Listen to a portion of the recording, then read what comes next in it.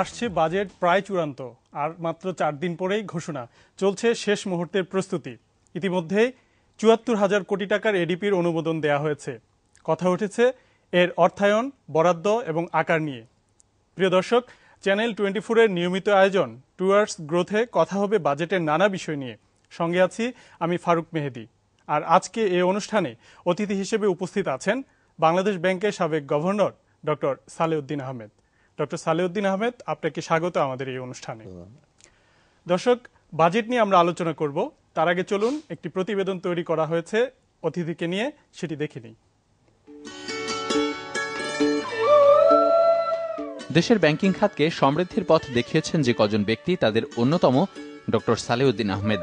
সময়োপযোগী মুদ্রানীতি প্রণয়ন, ব্যাংকিং খাতের শৃঙ্খলা রক্ষা এবং অগ্রসরমান অর্থনীতির এক প্রতিচ্ছবি ফুটিয়ে তুলতে যার অবদান ছিল উল্লেখযোগ্য। সালেহউদ্দিনের জন্ম ১৯৪৭ সালের মার্চে ঢাকায়। ১৯৬৯ সালে ঢাকা বিশ্ববিদ্যালয় থেকে অর্থনীতিতে সম্মানসহ স্নাতক এবং ১৯৭০ সালে অর্জন করেন স্নাতকোত্তর ডিগ্রি। একই বিষয়ে পিএইচডি ডিগ্রি নেন কানাডার ম্যাকমাস্টার ইউনিভার্সিটি থেকে ১৯৭৮ সালে। প্রথম কর্মস্থল হিসেবে যোগ দেন ঢাকা বিশ্ববিদ্যালয়ে প্রভাষক হিসেবে। এর কিছুদিন পর ১৯৭০ সালে প্রতিযোগিতামূলক পরীক্ষায় উত্তীর্ণ হয়ে যোগ দেন পাকিস্তান সিভিল সার্ভিস সিএসপিতে। কাজ করেন ঢাকা এবং পিরোজপুরে। কেন্দ্রীয় ব্যাংকের আগে দীর্ঘ সময় দায়িত্ব পালন করেন পল্লী কর্মসহায়ক ফাউন্ডেশনের ব্যবস্থাপনা পরিচালক হিসেবে।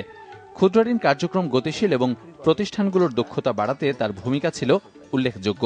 প্রধানমন্ত্রীর কার্যালয়ের অধীন এনজিও বিষয়ক ব্যুরোর মহাপরিচালক হিসেবে কাজ করেছেন ডক্টর সালেউদ্দিন।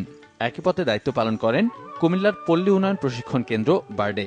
কাজ করেছেন এশীয় ও প্রশান্ত মহাসাগরীয় অঞ্চলের সমন্বিত পল্লী উন্নয়ন কেন্দ্র সিরডাপে। ২০০৫ সালে ২ মে তিনি যোগ দেন কেন্দ্রীয় ব্যাংকের গভর্নর হিসেবে।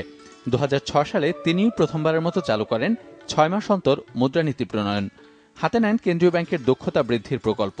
বলা যায় তার সময়ই দেশের ব্যাংকিং খাতে এসেছে আধুনিকতার ছোঁয়া। চালু করেন নিয়মিত তদারকি ব্যবস্থাও। ৪ বছর দায়িত্ব পালনকালে সময়োপযোগী মুদ্রানীতি ঘোষণার মাধ্যমে মূল্যস্ফীতিকে নিয়ন্ত্রণে রাখতে তার অবদান ছিল অনন্য। ২০০৯ সালের ৩০ এপ্রিল কেন্দ্রীয় ব্যাংকের গভর্নরের দায়িত্ব শেষে এখন অধ্যাপনা করছেন অর্থনীতি বিষয়ে নর্থ সাউথ বিশ্ববিদ্যালয়ে। তার প্রকাশিত বইয়ের সংখ্যা ৬০-এর বেশি। লিখছেন দেশি বিদেশি পত্রিকা, জার্নাল এবং সাময়িকীতেও। ডক্টর সালেউদ্দিন, আমরা দেখলাম আপনার বর্ণাঢ্য জীবনের যে উপাখ্যান। তো আপনি তো দীর্ঘদিন বাজেটের সঙ্গে জড়িত ছিলেন, গভর্নর হিসেবে বা অন্যান্য যে প্রতিষ্ঠানের সঙ্গে জড়িত ছিলেন। আপনি জানেন যে এই বছরের বাজেট প্রায় ২.৫ লাখ কোটি টাকার মূল বাজেট যেটা, আর পাশাপাশি প্রায় ৭৪,০০০ কোটি টাকার নতুন একটা এডিপি অনুমোদন হয়েছে। এখন এটা প্রশ্ন উঠেছে যে নির্বাচনের আগে এই বাজেটটা অনেকটা রাজনৈতিক। আপনার কি মনে হয়? আপনি কি পর্যবেক্ষণ করছেন বিষয়টা যে আসলে কি রাজনৈতিক কিনা? আমি দেখেছি বাজেটের যে একটা বিশাল একটা বাজেট দিয়েছে, তার মধ্যে এডিপি ৭৪,০০০ কোটি টাকা। এই হিসাবে যদি দেখি, মানে আগের বাজেটগুলো পর্যালোচনা করে দেখা যাবে যে বেশিরভাগ লক্ষ্যমাত্রা এবং আসল যে খরচের খাতগুলো কিন্তু বিশেষ করে বার্ষিক উন্নয়ন প্রকল্পের ব্যয় কিন্তু যথাসময়ে হয়নি এবং গুণগত মানে হয়নি। অতএব সেই দিক দিয়ে আমি বলবো যে এটা একটা উচ্চবিলাসী বাজেট। এটা আমি বলবো যে রাজনৈতিকভাবে হলো জনতুষ্টির বাজেট, মানে জনগণকে একটু খুশি করার জন্য বাজেট। অর্থমন্ত্রী নিজেও ইদানিং বলেছেন যে এটা আসলে উচ্চাভিলাষী। হ্যাঁ, জনতুষ্টির বাজেট মানে জনগণকে একটু খুশি করা যেতে, এবং এটার আড়ালে হয়তো তাদের ওই রাজনৈতিক ইচ্ছাটা থাকে। একটা অসুবিধা হলো এই ধরনের বাজেটে আমাদের দেশের বাজেট সম্প্রসারণশীল হয়, এটা হওয়ার কোনো অসুবিধা নেই। বার্ষিক উন্নয়ন প্রকল্পের যেটা ৭৪,০০০ কোটি টাকা ধরা হয়েছে, তার মধ্যে আবার পুরোটা সরকারি না, এখানে আবার স্বায়ত্তশাসিত সংস্থা ধরা হয়েছে নতুন করে, সেটা সাধারণত ধরা হয় না সাধারণত। এইটা ধরা হয়েছে যে সবাইকে কনভিন্স করার জন্য একটা বিরাট বাজেট দিয়েছি। এটার বাস্তবায়নটা কিন্তু অত্যন্ত দূর হবে। এটা কেন করতে গেল? এটা তো আমরা আগেও তো এই টাকাটা তো নিশ্চয়ই ওই প্রজেক্টগুলোতে ছিল, স্বায়ত্তশাসিত সংস্থা বা সিটি কর্পোরেশন। এটা করা হয়েছে এই বছর নির্বাচনের আগে কেন? হ্যাঁ, এটা করা হয়েছে সাধারণত নির্বাচনের আগে। এই নির্বাচনের এই শেষ বাজেট সরকার বিভিন্ন স্বায়ত্তশাসিত খরচ সেগুলো আলাদাভাবে প্রকাশিত হয় তাদের নিজস্ব ইয়েতে। এটা সরকার, এই যে বললাম যে এটা বড় করে দেখানো, এবং ওইখানে কিছু কিছু কিন্তু সাফল্য আসবে, ওখানে কিন্তু ইমপ্লিমেন্টেশনটা হয়তো ভালো আসবে। অতএব সেই বাস্তবায়নটা কিন্তু এখানে দেখাতে পারবে যে সরকারের আওতাধীন ওই ব্যয়গুলো হয়েছে এবং ভালো করে ব্যয় করা হয়েছে, ওইটা একটা। এটাই হলো আসল উদ্দেশ্যটা আর কি। কারণ সরকারে দেখবেন উন্নয়ন বাজেটের কিছুদিন পরে কিন্তু ওটাকে আমরা কাটছাট করে কমানো হয়। কারণ এমনিতেই 1/3 হলো উন্নয়ন বাজেট, 2/3 কিন্তু একেবারে রাজস্ব বাজেট, অন্য খাতে খরচ হয়। তার মধ্যে কিন্তু আমাদের বৎসরে মাসে কিন্তু ক্যাজুয়ালিটি মানে কাটাছাটের খড়গ আসে ওই বার্ষিক উন্নয়ন প্রকল্পে, ওগুলি কেটে ফেলে, যেগুলো আসলে ওগুলি সবটা বাস্তবায়ন করা দরকার ছিল। অতএব এইবারও একটু ডিফিকাল্ট হবে। প্রথমত হয় কি, এতগুলো প্রজেক্ট, 1100 প্রজেক্ট গতবার ছিল, এইবার 1200 পুরনোগুলো ক্যারি ওভার করবে আরো নতুন। এখন এতগুলো প্রজেক্টের জন্য প্রকল্প পরিচালক নিয়োগ করা, তাদের দক্ষতা এবং স্বচ্ছতার সাথে প্রকল্পগুলো আপনার বাস্তবায়ন করা, তারপর অ্যালোকেশনের ব্যাপারগুলো আছে, শুনে নানা রকম জটিলতা, আমলাতান্ত্রিক জটিলতা আছে। তারপরে আপনার মিনিস্ট্রি অফ ফাইন্যান্স থেকে টাকা পয়সা ইস্যু করার, এগুলো অনেক ঝামেলা হয়। অতএব এই বাজেটটা এইভাবে করা মানে বাস্তবায়ন করা ডিফিকাল্ট। আরেকটা এই প্রসঙ্গে আমি বলি, বাজেটে 1100-1200 কোটি টাকার সার্বিকভাবে অর্থনৈতিক উন্নয়নে বা মানুষের জীবনযাত্রার মান উন্নয়নে একেবারে প্রত্যক্ষভাবে কিন্তু সব প্রজেক্টগুলো কোনো অবদান রাখে না। অনেক প্রজেক্ট না হয় কিন্তু রাজনৈতিক বিবেচনায়, অনেকের ব্যক্তি বিবেচনা অনেক না হয়, অনেকের ব্যক্তিগত অভিলাষ থেকে এই জায়গায় এই জিনিসটা করি। অতএব সেই প্রজেক্টগুলো কিন্তু দেশের উন্নয়নকামী নয়। অতএব আমার মনে হয় যে এতগুলো প্রজেক্ট না নিয়ে বিশেষ কতগুলো খাতে পুরো টাকাটা যদি ব্যয় করা হতো বা এখনও যদি হয়, তবে কিন্তু আমাদের অর্থনৈতিক প্রবৃদ্ধি, কর্মসংস্থান এবং মানুষের জীবনযাত্রার মানটা একটু উন্নত হবে। আচ্ছা, আপনার কি মনে হয় এই যে প্রতি বছরে কিন্তু একটা ধারাবাহিক বিষয় হয়ে দাঁড়িয়েছে যে বড় বড় প্রকল্প নেওয়া, বেশি বেশি প্রকল্প নেওয়া এবং বেশি বড় আকারের বাজেট দেওয়া, যেটা আমরা এডিপিতে দেখেছি। এই বছর কিন্তু বড় রকমের আকার দেখানো হয়েছে, যেটা মানুষকে লোক দেখানো বলেও কথা উঠছে। আপনি জানেন যে এই বছরের এডিপির যে 54% মাত্র 10 মাসে অর্জন হয়েছে, তাও সেটা আপনার সংশোধিত, মানে 55,000 কোটি থেকে 52। তো এই যে এটা কি এফিসিয়েন্সির অভাব নাকি আর কিছু? এটা আমি মনে করি এফিসিয়েন্সির অভাব থেকে প্রথমত দৃষ্টিভঙ্গির অভাব। সেটা হলো আপনি প্রজেক্ট নেবেন, বাজেটের আপনার গতিধারাগুলো আমরা যদি ধারাবাহিকতা দেখি, নিয়মটা আসল যুক্তিকতা হলো যে আপনি যে প্রজেক্টগুলি করছেন এই বছর, এটার ইম্প্যাক্ট কি হয়েছে, এগুলি বাধা কি কি হয়েছে এবং এগুলির ফল কীরকম হয়েছে, এইটা একটু পর্যালোচনা করে পরবর্তী বাজেটে ক্যারি আউট করা। কিন্তু আমাদের বাজেট প্রসেসে কিন্তু সেটা করা হয় না। ওই যেন তেনভাবে একটু খালি ইভালুয়েট করা হয় যে এই প্রজেক্টটা ভালো হয়েছে মোটামুটি, ইভেন মনিটরিং, পরিবীক্ষণ, সেটাও কিন্তু ভালো করে করা হয় না। অর্থাৎ সেটা না করাতে হয় কি, পরপর প্রত্যেকটা বাজেট যেগুলো অসমাপ্ত আছে সেই বাজেটগুলো ক্যারি আউট করে। ধরুন একটা রাস্তা, যে কোনো একটা 30 লক্ষ টাকার প্রয়োজন আছে, ওই স্থানীয় সংসদের চাপে পড়ে হয়তো সেখানে 2 লক্ষ টাকা স্যাংশন করা হলো, পরের বছর আরো 2 লক্ষ টাকা, এরকম একটা ওই রাস্তাটা হলে আরো লাগবে 15 বছর। অর্থাৎ এইগুলি ক্যারি আউট করা হয়। কিন্তু এই যে বাজেটের যে ইম্প্যাক্ট, যৌক্তিকতা, আমার মনে হয় বাজেটের যে ইম্প্যাক্টগুলো হয়েছে, গতবারের বাজেটটা কি কি দুর্বলতা ছিল এবং কোন কোন ক্ষেত্রে আপনার পজিটিভ রেজাল্ট ছিল, সেগুলো করলে কিন্তু বাজেটটা কিন্তু আমরা কোনো দেখি না, কিন্তু প্রতি বছরই কিন্তু ইরেগুলারিটিস ধরা পড়ছে এবং বাস্তবায়ন হচ্ছে না, যে এটাও কিন্তু ধরা পড়ছে। হ্যাঁ, এইটা আপনার সরকারও জানে। এবং এটা হচ্ছে কি, বাজেটটা আমাদের এখন যেটা আমার যেন মনে হচ্ছে সাধারণত গতানুগতিক একটা অঙ্কের হিসাব, একটা অ্যাকাউন্টেন্টস কনসেপ্ট, যেটা এখানে থেকে আয় করব এত, এখানে ব্যয় করব। বাজেট কিন্তু তা না। বাজেটের কিন্তু মূল দায়িত্ব, বাজেটের যেটা হলো সরকারের অর্থনৈতিক সাথে সার্বিক স্থিতিশীলতা আনা, যেটা আমরা ম্যাক্রো বলি, সামষ্টিক অর্থনীতিতে প্রবৃদ্ধি বাড়ানো, মূল্যস্ফীতি কমানো, রফতানি বাড়ানো, কর্মসংস্থান বাড়ানো, তাই না, শিক্ষা, স্বাস্থ্য, সামাজিক হারে উন্নয়ন, সাথে সাথে আপনার দারিদ্র্য বিমোচন এবং কর্মক্ষেত্র হিসেবে প্রসার করা। এইটি তো বাজেটের মূল লক্ষ্যটা। কিন্তু সেই লক্ষ্যগুলো কিন্তু খুব একেবারে শানিত করে, একেবারে খুব অনেক প্রয়োজনীয় এই প্রয়োজনীয় বিষয়গুলো আপনার বাজেটে করা হয় না। এই জন্য দেখবেন বাজেটের এখন সব দেশেই দেখা গেছে, উন্নয়নশীল দেশে বাজেটের প্রতি লোকের আস্থা একটা বড় ব্যাপার। এখন দেখবেন কিন্তু আস্তে আস্তে কিন্তু লোকজনের বাজেটের প্রতি আস্থা হারিয়ে ফেলে, এবং বাজারে একটা অ্যাসিড টেস্ট হলো লোকজন বাজেটটাকে আস্থাশীল কিনা। আপনি জিজ্ঞেস করেন বহু লোকজনকে যে গতবারের বাজেটে এই ছিল, এই বাজেট আস্থাটা নেই, কারণ তারা দেখেছে গতবারের অনেক প্রমিস, অনেক টার্গেট, যেটা তাদের জীবনযাত্রার জীবন মানকে প্রত্যক্ষভাবে এফেক্ট করতো, সেগুলি রিয়েলাইজ হয় নাই। কিছু হয়তো হয়েছে, একেবারে সবগুলো যে হয় নাই তা না, বেশিরভাগ হয় নাই। তখন বলছি এই বাজেটটা হইলে গতানুগতিক। সো লোকজনের কনফিডেন্স বাজেটের উপর, যেটা যাই করেন, যেটা আপনি সেটা যদি সত্যিভাবে বাস্তবায়ন করেন, ছোটই হলো বা মাঝারি হলো, লোকজন এই বাজেটটার উপর আস্থা আস্থাশীল হবে এবং বাজেটটার উপর সরকারের উপর আস্থাশীল হবে। আচ্ছা, আপনি তো অর্থায়নের সঙ্গে ছিলেন, যেহেতু বাংলাদেশ ব্যাংকে ছিলেন, তো আমরা জানি এই বছর প্রায় 33,000 কোটি টাকারও বেশি কিন্তু অভ্যন্তরীণ উৎস থেকে ঋণের একটা পরিকল্পনা করা হয়েছে। তার মধ্যে শুধু ব্যাংকিং সেক্টর থেকেই 25,000 কোটি টাকার। তো এই 25,000 কোটি টাকা যদি ব্যাংকিং সেক্টর থেকে প্রবাহ দেয়া হয়, তাহলে কি বিনিয়োগ বাধাগ্রস্ত হবে না? বেসরকারি খাতের যে বিনিয়োগ, সেটা কি বাধাগ্রস্ত হবে? এটা নিশ্চয়ই হবে, কারণ সরকার যেটা করে সাধারণত যখন বাজেট ঘাটতি দেখা দেয়, আভ্যন্তরীণ সঞ্চয় বা আভ্যন্তরীণ সঞ্চয় কমে যায় এবং করের উৎস যখন কমে যায়, তখন সরকার ওই আপনার এই ব্যাংকিং সেক্টর দেয় না, অথবা বাংলাদেশ ব্যাংককে প্রত্যক্ষভাবে ইসে করে। সেই ব্যাংক ব্যবস্থাপনা থেকে যদি আপনি টাকা আহরণ করেন, তখন হয় কি আপনার প্রাইভেট সেক্টরে যে অর্থ যাওয়ার কথা ছিল, প্রাইভেট সেক্টর কিন্তু আমাদের মূল চালিকা শক্তি প্রবৃদ্ধির জন্য। আমরা প্রাইভেট সেক্টরে কিন্তু আমাদের যে ম্যানুফ্যাকচারিং বলুন, সার্ভিস সেক্টর বলুন, অন্য খাতে প্রাইভেট সেক্টর ইনভেস্টমেন্ট এবং কর্মসংস্থানের জন্য ওদের সেখানে কিন্তু অর্থের অভাব হয়, এবং সেটাকে আমরা ক্রাউডিং আউট এফেক্ট বলি। তার মানে সরকার যখন টাকাটা নিয়ে নেয়, তখন বেসরকারি খাতকে ঠেলে বের করে দেয়, তাই না? এখন একটা যুক্তি হতে পারে সরকারের যে এখন তো ক্রেডিট গ্রোথ কম হচ্ছে, 14% হচ্ছে না, অথবা এখন নিতে পারে।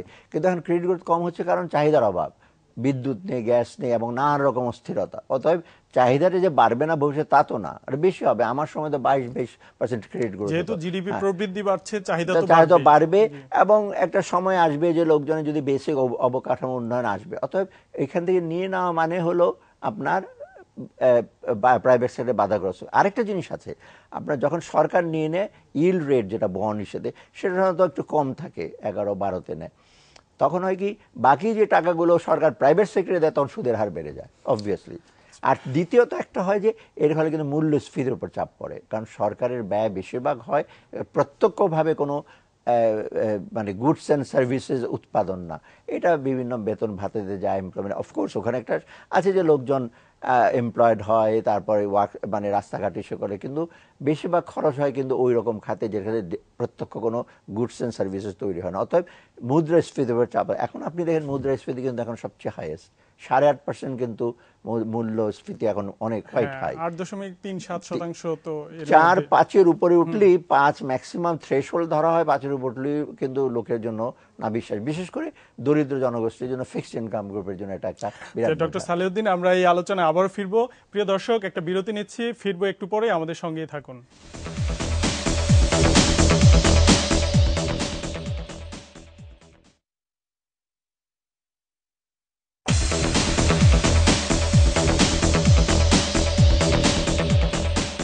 বিরতির পর আবারও স্বাগত। দেখছেন টুয়ার্ডস গ্রোথ, সঙ্গে আছেন বাংলাদেশ ব্যাংকের সাবেক গভর্নর ডক্টর সালেউদ্দিন আহমেদ। জনাব আহমেদ, আমরা আলাপ করছিলাম বেসরকারি খাতে ঋণ প্রবাহ নিয়ে। তা আপনি জানেন যে এই বছরের বাজেটে প্রাক্কলন করা হয়েছে 4.8% ঘাটতি, বাজেট ঘাটতি, যেটা আইএমএফ বলছে যে 4.3% নামিয়ে আনা উচিত, অথচ অর্থমন্ত্রী কিন্তু 5% উন্নীত করার ব্যাপারে আগ্রহী। তো আসলে বাজেট ঘাটতি কত হওয়া উচিত? আসলে অর্থমন্ত্রী যেটা বলেছেন 5%তে কিন্তু এমনি একটা জেনারেল অ্যাকসেপ্টেড 5%, আপনার মোটামুটি ভালো। অন্য দেশে, ভারতে কিন্তু আরো বেশি, 5%-এরও বেশি হয়।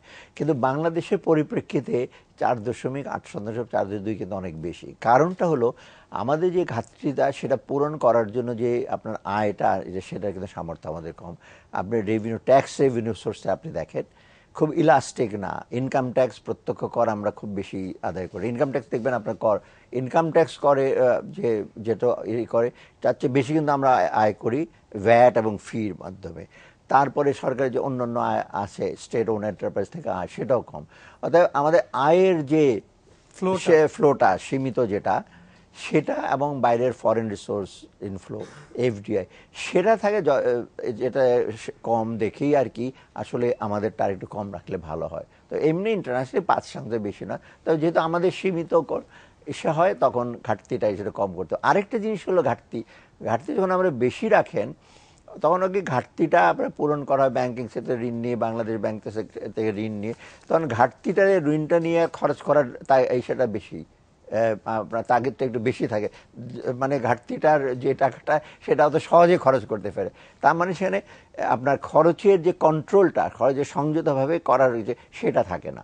অতএব এই জন্য তো ঘাটতি যত কম রাখা দরকার ততটা চাপ থাকে, প্রয়োজন হলে রিভাইজ করে তো বাড়াবে, কিন্তু আগে থেকে যদি মনে করেন এত টাকা ঘাটতি, তখন লোকজন অপচয় হয়, ইন্টেনশন থাকে, অপচয় হয়, গুণগত মান ঠিক থাকবে না, এবং প্রোগ্রেসটা সাধারণত দেখাবে বার্ষিক উন্নয়ন প্রোগ্রেস, যেটা বেশিরভাগ দেখানো হয় মন্ত্রণালয়তে, প্রোগ্রেস দেখা হয় ফাইন্যান্সিয়াল প্রোগ্রেস, টাকা পয়সা খরচ করে। বলছিলেন যে বেসরকারি খাত ঋণ প্রবাহ বাধাগ্রস্ত হবে যদি এই যে 25,000 কোটি টাকা, একই সঙ্গে দেখেন দাতাদের কাছ থেকে প্রায় 24,000 কোটি টাকার প্রাক্কলন করা হয়েছে। তো দাতাদের সঙ্গে কিন্তু রিলেশনটা এখন আগের মতো মানে উষ্ণ নয়, এখন একটা শীতল রিলেশন। আপনি জানেন পদ্মা সেতুর কারণেই কিন্তু এই ঘটনা ঘটেছে। তো এমন একটা প্রেক্ষাপটে যে এই যে বিদেশি ঋণ বা বেসরকারি খাত, এইটা কতটুকু আপনি মনে করেন যে সম্ভাবনা আছে পাওয়ার? আমি মনে হয় কি এইগুলো সেই জন্য একটু ডিফিকাল্ট হয়, বিশেষ করে বিদেশি যেটা সহায়তা, এটা কিন্তু নির্ভর করে যে প্রকল্পগুলোর গুণগত মান, যে প্রকল্প যেগুলো আসলে মানুষের উপকারের জন্য করছেন কিনা, এবং এগুলি প্রকল্পগুলি যে বাস্তবায়ন করে কোয়ালিটি অফ ওয়ার্ক, শুধু টাকা পয়সা খরচ না। আরেকটা বিষয় হলো স্বচ্ছতার সাথে এবং দুর্নীতি মানে দুর্নীতিমুক্তভাবে করেন কিনা। তো এইগুলি করা কিন্তু খুব কঠিন কাজ আমাদের এখনকার প্রেক্ষিতে, আপনি জানেন কঠিন তো আমরা দেখছি, কিন্তু অতএব এইটা দাতার সঙ্গে খুব কেয়ারফুল হবে। এমনি তো আমাদের একটা ইমেজ একটা প্রবলেম হয়ে গেছে, তখন তারা দেখবে যে আমরা টাকা দিলেই যে খরচ হবে তা না, আমাদের নিজস্ব আবার পরিবীক্ষণ মনিটরিং এর যে ব্যবস্থা সেটাও দুর্বল। আইএমইডি মনিটর করে, কিন্তু সেটা কতটুকু করে এবং সেটা আবার মধ্যখানে এটা কারেক্ট করা, সংশোধন করার যে প্রয়াস, সেটা অনেক জটিল। অতএব এইটা নিলে বাইরের ইসে আসবে না। আর বিদেশি বিনিয়োগের কথা বলুন, বিদেশি বিনিয়োগ আসে একটা সুদূর প্রসারী দৃষ্টি নেয় যে এখানে বিনিয়োগ করব, বিনিয়োগের লাভটা কত হবে, আমরা ফিরে পাবো কিনা বিনিয়োগটা, এইটা ডিপেন্ড করে বিনিয়োগের আবহাওয়ার উপরে, আমাদের নীতির উপর। নীতি ঘন ঘন পরিবর্তন হয়, আপনি দেখবেন, তাই না? আমদানির অনেক জটিলতা আছে, তবে এখন আবার মাত্রা যোগ হয়েছে কিছু রাজনৈতিক অস্থিরতা। এইগুলোর মধ্যে কিন্তু এফডিআইটা যে আসবে, এফডিআই কিন্তু বাইরে প্রচুর ফান্ড আছে বিভিন্ন দেশে, কিন্তু আমরা সেখানে আছি। এখন আপনার ভিয়েতনামের মতো দেশে প্রচুর এসে যাচ্ছে। ইভেন রিসেন্টলি আপনি আশ্চর্য হবেন জানলে, আফ্রিকান কিছু কিছু দেশে আপনার মিডল ইস্টের বহু লোকজন ওখানে বিনিয়োগ করতে যাচ্ছে, কিন্তু বাংলাদেশে আসছে না। বাংলাদেশে তো দুর্নীতি একটা বড় বিষয় আপনি বলছিলেন। তো আমরা জানি যে আর্থিক খাতে কিন্তু বড় দুইটা দুর্নীতি আমরা সাম্প্রতিক সময়ে লক্ষ্য করেছি, একটা হচ্ছে হলমার্ক কেলেঙ্কারি আর একটা বিসমিল্লাহ গ্রুপের যেটা সর্বশেষ। তো এই যে একটা অবস্থা, অস্থিরতা, দুর্নীতি এবং ব্যাপক রকম ভাবে আসলে বিশৃঙ্খলার মধ্যে ফেলে দিয়েছে আর্থিক খাতকে, তো সেটা আগামী অর্থবছর কি ইম্প্যাক্ট ফেলতে পারে, আপনার কি মনে হয়? এটা ইম্প্যাক্ট ফেলবে, কারণ আর্থিক খাতে যেটা হয়েছে হলমার্ক বা বিসমিল্লাহ বা আরো দু একটা জিনিস, সেটা আমি বলি যে পুরা সিস্টেমটা একটা ফাটল ধরেছে একদম। আপনার সে নিয়ন্ত্রণ, তারপর ব্যবস্থাপনা, তারপরে আপনার একদম ফিল্ড ওয়ার্কের ক্ষেত্রে, এই সব দিকে কিন্তু একটা ফাটল ধরেছে। এখানে দুর্নীতি, তারপর অস্বচ্ছতা, অদক্ষতাও আছে, এবং এইগুলোর ফলে কিন্তু আর্থিক খাতে এই জিনিসটা হচ্ছে। এখন আর্থিক খাতে এমন একটা জিনিস, বিশেষ করে ব্যাংকিং সেক্টর, এটা যদি এটা অনেকটা সংক্রামক ব্যাধির মতো। যদি সংকটটা, একটা ইংরেজিতে কথা, ভার্চু পারমিয়েট স্লোলি, গুণ কিন্তু আস্তে আস্তে যায়, কিন্তু সংক্রামক ব্যাধি কিন্তু দ্রুত ছড়িয়ে পড়ে। অতএব এই যে আর্থিক খাতে কিন্তু রিয়েল সেক্টর, যেটা আমাদের এখানে গুডস অ্যান্ড সার্ভিসের যেগুলো ইস্যু হয়, সেখানে কিন্তু এফেক্ট করবে। অতএব এখনই কিন্তু উচিত এই যে সরকারের যে বাজেট যেটা দিচ্ছেন, এই যে বিভিন্ন যে আপনারগুলো ইমপ্লিমেন্ট করবে, শুধু ব্যাংকিং সেক্টর, আর্থিক খাতে যদি এরকম ঝামেলা হয়, তবে নিশ্চয়ই আপনার উন্নয়ন, বিশেষ করে আমরা প্রবৃত্তিটা বাড়ানো এবং কর্মসংস্থান বাড়ানো, এটা অত্যন্ত ডিফিকাল্ট হয়ে যাবে। এটা তো আপনি দেখলেন যে দুর্নীতির দিক থেকে। আরেকটা মানে খুবই বাজে লক্ষণ আমরা দেখছি যে সাম্প্রতিক সময়ে হরতাল, সংঘাত, সংঘর্ষ, যেটা মানে পুরো দেশের সার্বিক অবস্থাকেই কিন্তু বাধাগ্রস্ত করছে এবং অর্থনীতিকে মারাত্মকভাবে আক্রান্ত করছে। সেটা বিনিয়োগকে কিভাবে বাধাগ্রস্ত করছে? সেটা বিনিয়োগকে বাধাগ্রস্ত, কারণ হরতাল যখন হয় তখন অনিশ্চয়তার মধ্যে থাকে, মানুষের যোগাযোগ বিচ্ছিন্ন থাকে, আপনার র ম্যাটেরিয়ালস বা ওজনের পণ্য দ্রব্যাদি আপনার মুভ করতে পারে না, কারণ কথা প্রত্যেকের প্রোডাকশনের টার্গেট থাকে, লোকজন আপনার মুভ করতে পারে না। অতএব পুরা আপনার অর্থনৈতিক কর্মকাণ্ডে কিন্তু একটা বাধাগ্রস্ত। আরেকটা জিনিস হয়, এটা আরো বেশি হরতালটা এফেক্ট করে সাধারণ মানুষের দৈনন্দিন জীবনযাত্রার উপর, কারণ তারা তো অফিসে যাবে, কাজে যাবে, তারা তো আবার ফিক্সড কোনো ইনকাম, কোনো অ্যাসেট থেকে তাদের ইনকাম নাই, তাদের ধন সম্পত্তি থেকে ইনকাম করবে রেগুলার, সেটা নাই। অতএব হরতালটা থাকাতে কিন্তু যে স্বাভাবিক যে গতিধারা অর্থনীতির, মানে ব্যবসা বাণিজ্যের গতিটা, এটা অনেকটা আপনার এফেক্ট করে। এবং এতে দেখবেন আপনি একবার খাদ্যদ্রব্য থেকে শুরু করে সব জিনিসের উপর কিন্তু সেটা চাপটা পড়ে মূল্যের উপরে, সরবরাহ কমে যায়, টাইমলি আসে না। তারপরে অন্য অন্য জিনিস আছে, শিক্ষা, স্বাস্থ্য, অন্য অন্য ক্ষেত্রে তো এফেক্ট আছে। সার্বিকভাবে যেটা প্রবৃদ্ধির উপরে নেগেটিভ ইম্প্যাক্ট। ইতিমধ্যে তো আপনি দেখবেন যে 6.03% অর্জন হয়েছে বলে বিবিএস বলছে। অর্থমন্ত্রী যদিও সেটা এগ্রি করছেন না, উনি বলছেন আরো হবে। কিন্তু আপনার কি মনে হয় প্রবৃদ্ধি তো আসলে কি সম্ভব যে সেটা 7.2% প্রজেক্ট করা হয়েছিল? না, প্রবৃদ্ধি গতবার যখন করা হয়েছিল 7.2 করা হয়েছিল, 7.5 শেষে, তখনই আমি বলছি 7.2 যাবে না। গতবারে কিন্তু অবস্থা কিন্তু এতটা মারাত্মক ছিল না।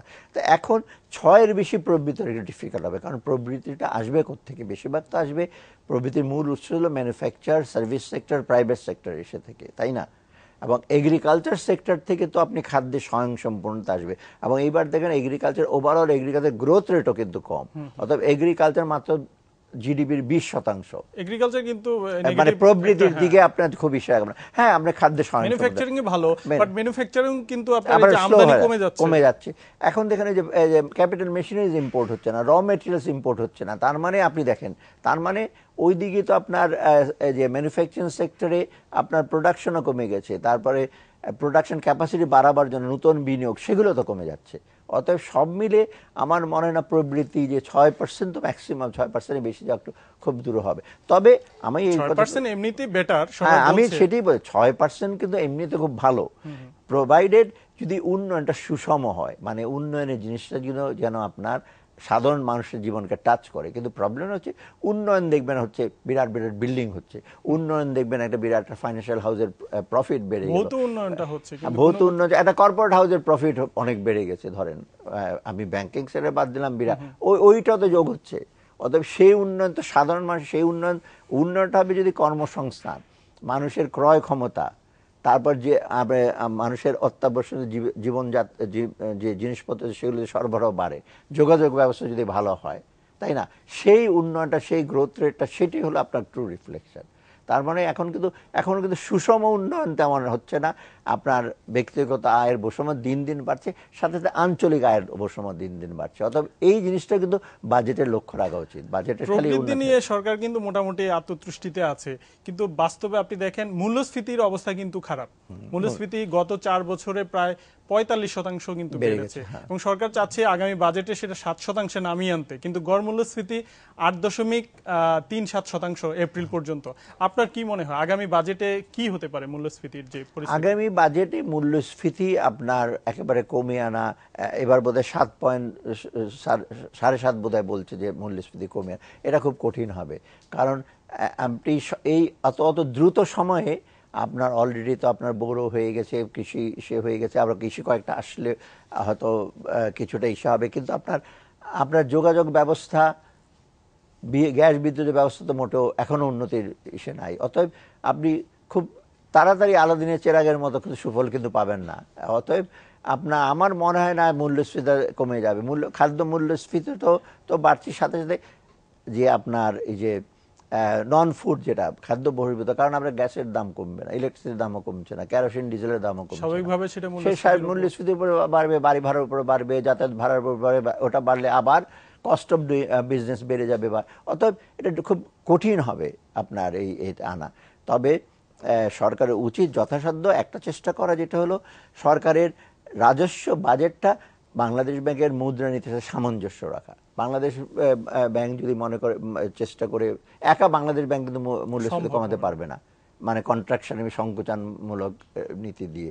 অতএব সরকারের বাজেটটা যেন অপচয় না হয়, আয়ের দিকটা বেশি লক্ষ্য করা হয়, এবং বাহুল্য খরচ বাদ দিয়ে যেন, এবং এটা উৎপাদনশীল খাতের জন্য বাজেটের অংশটা ব্যয় হয়, সেটা হলে কথা বলছেন। কিন্তু বাস্তবে দেখেন যে 5th 6 ইয়ার প্ল্যান অনুযায়ী কিন্তু বাজেটটা করা হচ্ছে, কিন্তু আপনি দেখেন বাজেটের এবার যে রাজস্ব ঘাটতি প্রায় 5,000 কোটি টাকা ছাড়িয়ে গেছে।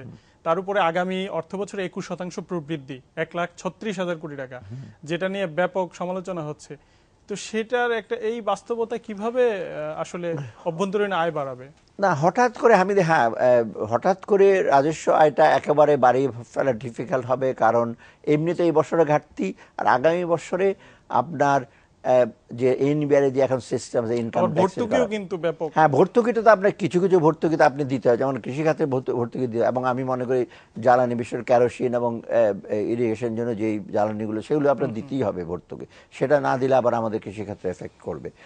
অতএব এই রাজস্ব আয়টা বাড়ার কিন্তু খুব সম্ভাবনা একটু ডিফিকাল্ট, যদি না একেবারে রাতারাতি করে পুরা এনবিআরকে সুসংহত করে, এবং যদি প্রত্যক্ষ করের উপর একটু বেশি নজর দেওয়া হয়। পরোক্ষ কর কিন্তু সাধারণত এনবিআর যেটা করে কি জানেন, সহজ উপায়ে ওই ভ্যাট বাড়িয়ে দেয় লোকজনের, বিভিন্ন তখন লোকজনের আসবে, ফিস বাড়িয়ে দেয়, লাইসেন্স ফি বাড়িয়ে দেয়, রেজিস্ট্রেশন ফি বাড়িয়ে দেয়, ওটা তখন বাধ্য হয়ে লোকজন দিতে হয়, কিন্তু প্রত্যক্ষ করটা বাড়ে না। আরেকটা জিনিস দেখবেন, যেই কর হয়, মানে যেটা হওয়ার কথা, অ্যাসেসমেন্ট যেটা, ভ্যাটে যেটা আদায় হয় সেটা সরকারি কোষাগারে কতটুকু যায়, এইটা জিনিসটা আপনি দেখবেন অনেক কিন্তু লিকেজ হয়।